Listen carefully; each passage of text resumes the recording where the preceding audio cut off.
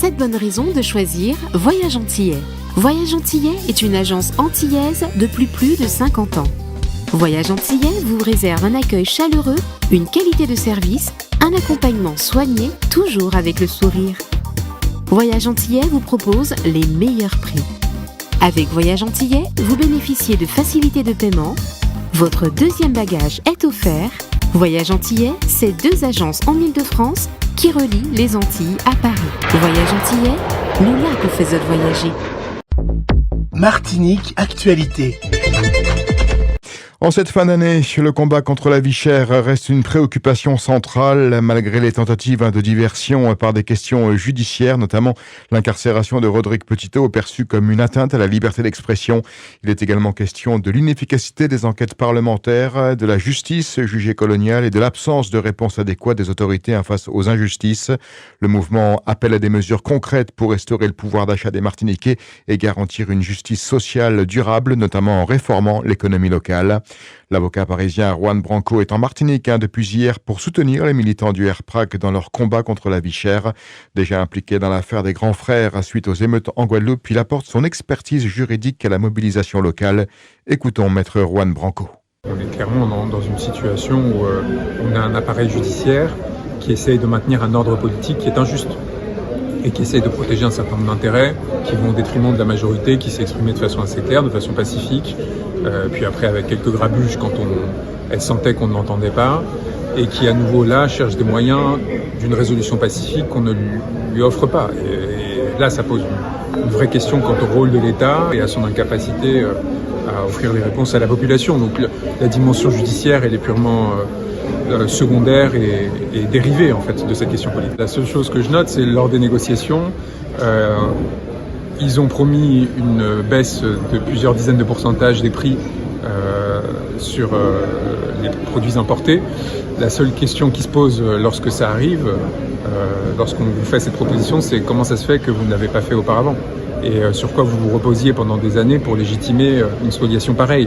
Et qu'est-ce que vous allez faire pour rembourser ce trop perçu sur les populations antillaises. Voilà, c'est la seule question qui se pose aujourd'hui. Et je pense qu'on est très loin, à mon sens, de la vérité et de la solution politique si on pense qu'une simple baisse, qui d'ailleurs peine à arriver et dont on voit très bien comment un certain nombre d'acteurs cherchent à éviter par tout moyen, résoudrait la situation. Il y a une dynamique historique, sans remonter aux origines de leur monopole et de leur richesse, mais qui dans les dernières décennies ont produit des spoliations sur lesquelles il va falloir être très lucide et sur lesquelles en fait des réparations vont devoir être obtenues.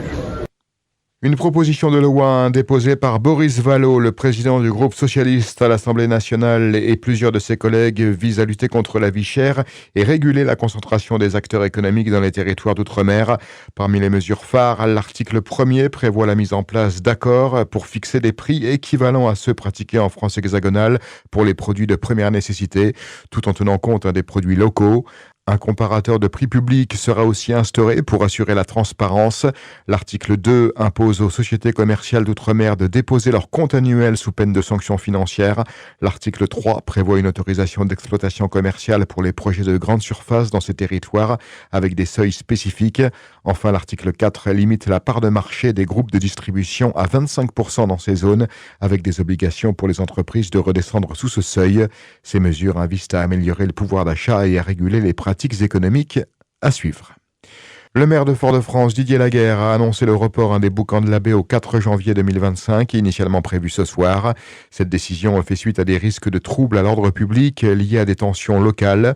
Le maire a souligné qu'il était essentiel de garantir la sécurité des 30 000 participants attendus. Bien que ce report entraîne des coûts supplémentaires, l'événement est maintenu pour soutenir les commerçants locaux. Le programme comprendra un feu d'artifice et un concert de Guy Vadeleux dans un esprit de cohésion et d'unité pour débuter l'année 2025. Clarisse Taron, quant à elle, procureure de la République à Fort-de-France, a exprimé sa surprise dans une lettre adressée au maire de Fort-de-France, Didier Laguerre, concernant l'annulation des boucans de l'abbé. Elle regrette que ses services n'aient pas contacté la juridiction pour en informer les autorités. La procureure a rappelé que les décisions judiciaires sont soumises aux impératifs légaux et ne peuvent être influencées par la concomitance du calendrier judiciaire. Elle a aussi souligné que le respect des délais légaux pour statuer sur les demandes de mise en liberté est impératif, indépendamment des circonstances.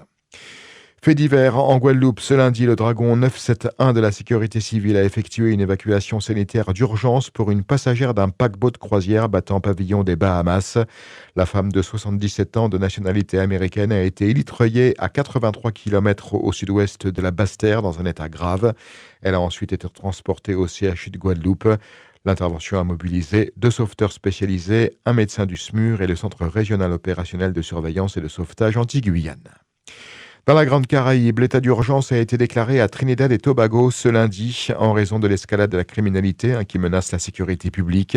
La présidente Christine Kangaloo, sur avis du Premier ministre Kate Rowley, a annoncé cette mesure en vertu de l'article 8 de la Constitution.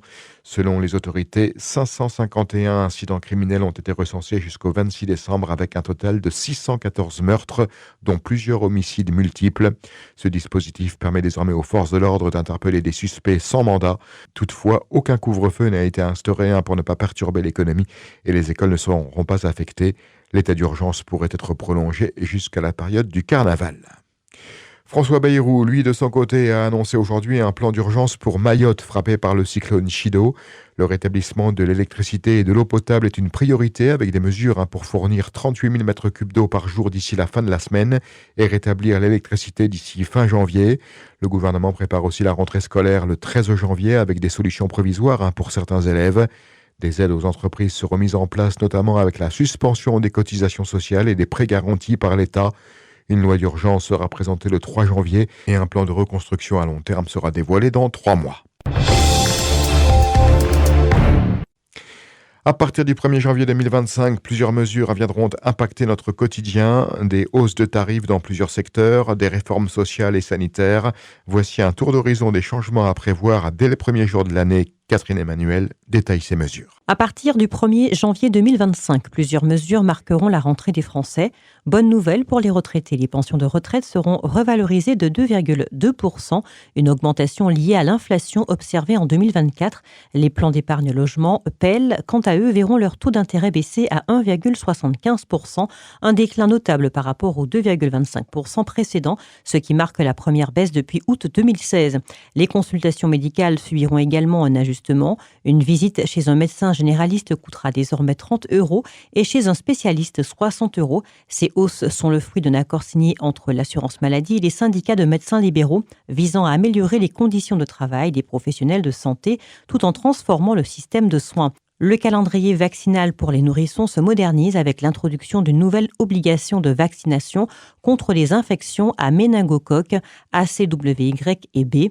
La vaccination contre le méningocoque C est remplacée par celle contre le méningocoque ACWY et la vaccination contre le méningocoque B, auparavant recommandée, devient désormais obligatoire. Cette mesure vise à renforcer la protection des enfants contre ces infections graves en réponse à leur recrudescence ces dernières années. Un autre changement notable concerne le carnet de santé des enfants qui sera entièrement repensé à partir de 2025. Un nouveau modèle intégrant des messages de prévention et des recommandations sur l'alimentation, le sommeil, l'usage des écrans et la santé mentale des adolescents sera mis en place.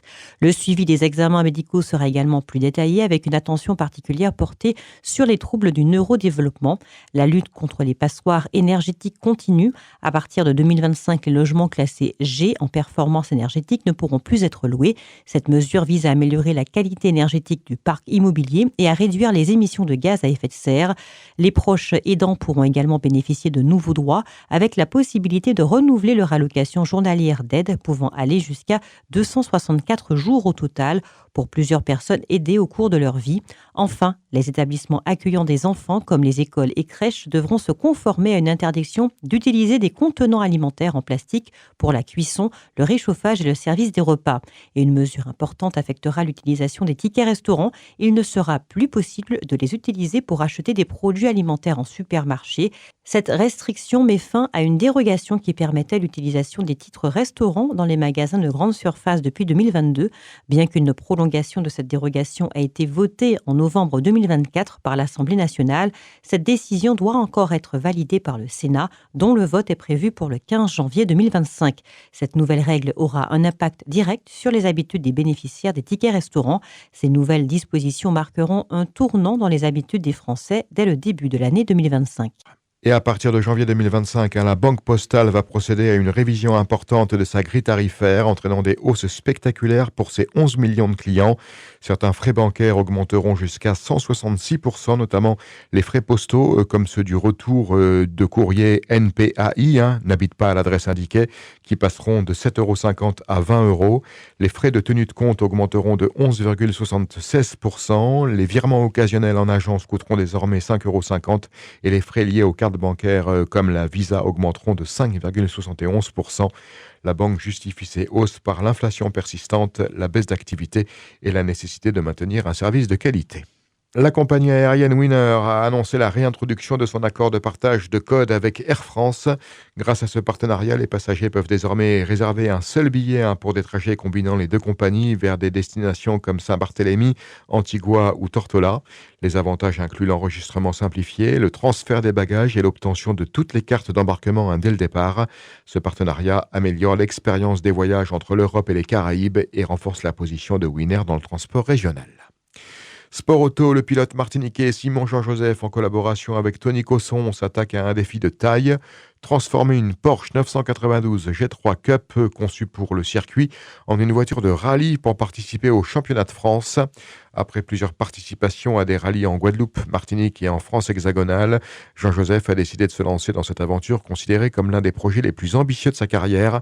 Bien que la participation au championnat ne soit pas encore confirmée, le projet débutera au rallye Lyon-Charbonnières en 2025.